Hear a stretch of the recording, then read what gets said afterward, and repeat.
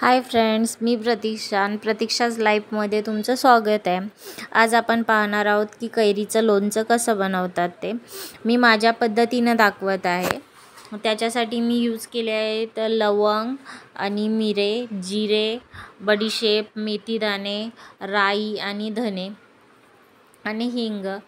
जे पदार्थ जे मी आत्ता दाखवले मसाल्याचे पदार्थ ते आपण ड्राय रोस्ट करून घेणार आहे आणि एका साईडला मी तेल गरम करायला ठेवलं आहे. ते तेल आपण गरम करून थंड करून यूज करतो आणि तोपर्यंत एका साईडला मी हे मसाले रोस्ट करून घेत आहे आणि तेल आता गरम झालं आहे. आता मी गॅस बंद केला आहे आणि थंड व्हायला ठेवलं आहे. पण पूर्ण थंड व्हायच्या आधी त्याच्यामध्ये आपल्याला हिंग टाकावा लागतो.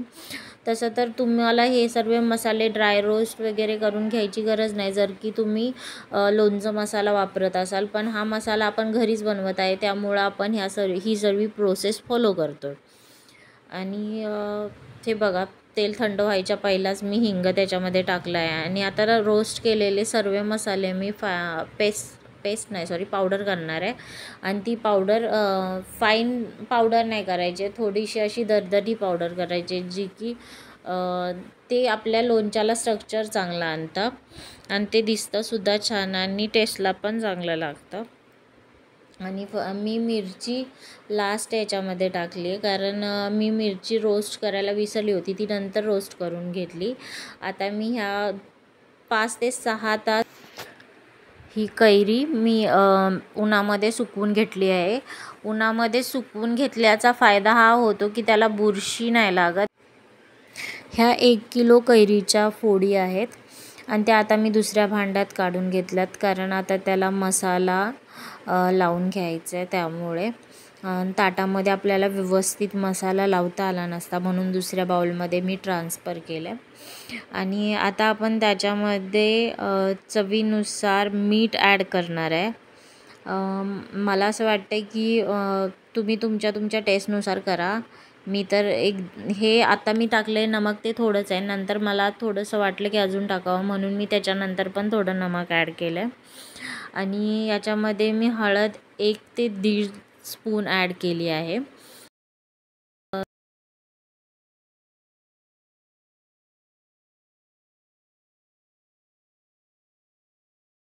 ह्याच्यामध्ये मी लसूण ॲड केला आहे, तो पण मी ठेचून ॲड केला आहे.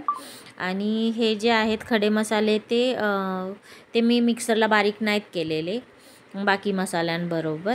ते मुरल्यावर त्यांची चांगली स्मेल येते आणि त्यांना बारीक करायची गरज नाही पडत. बाकी आता आपण होममेड आपला लोणचं मसाला ॲड केला आहे आणि आता हे सर्व मिक्स करून घेऊन आता मी त्याच्यामध्ये तेल ॲड करणार आहे. पण ज्यात आपण अर्धा किलो तेल गरम केलं ते पुरं अर्धा किलो तेल याच्यामध्ये आत्ताच टाकायचं नाही आहे आणि पहिलं चेक करायचं की हे तेल थंड झालं आहे की नाही. तर मी जे केलं ते थंड झालं आहे आता तेल. आता मी ते ॲड करते. पूर्ण तेल ॲड नाही करायचं आहे, थोडं थोडं लागेल तसं ॲड करा. मिक्स करून झाल्यानंतर सर्वात लास्ट आपण उरलेलं तेल ॲड करणार आहे. आता ऑलमोस्ट माझं लोणचं बनवून तयार आहे. आता आपल्याला हे लोणचं